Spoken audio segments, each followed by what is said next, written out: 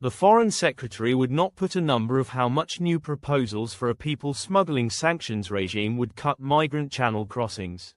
David Lammy was put on the spot over how much plans for a people smuggling sanctions regime will bring down small boat crossings. The Foreign Secretary did not give a figure when pressed multiple times on BBC Breakfast. Asked how much the proposals would bring down channel crossings by this time next year, Mr. Lammy said, "Well, there are global estimates that organised immigration crime is about £100 billion worth of activity. When I sanctioned the Russian economy, it's been about £400 billion worth. That means to Putin, and that's 4 years more of this war. So by going after these individuals and their organisations, we're hoping to shift behaviour, we're hoping to deter. I think other European allies will follow us. We are playing our part because we want to see those numbers come down." Pressed for a figure, he went on, "Well, of course that is our intention. I think it's important we demonstrate to the British public progress by the next election.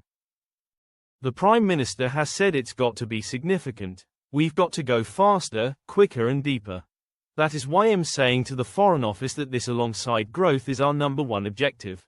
Foreign policy is not just about geography and expertise, it's also about illegal and irregular migration.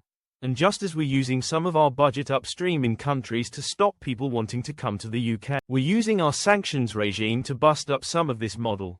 New sanctions will target the finances of people smuggling networks as part of efforts to stop migrants crossing the English Channel.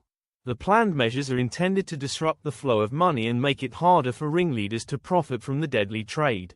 It will be the world's first standalone sanctions regime dedicated to targeting irregular migration and organised immigration.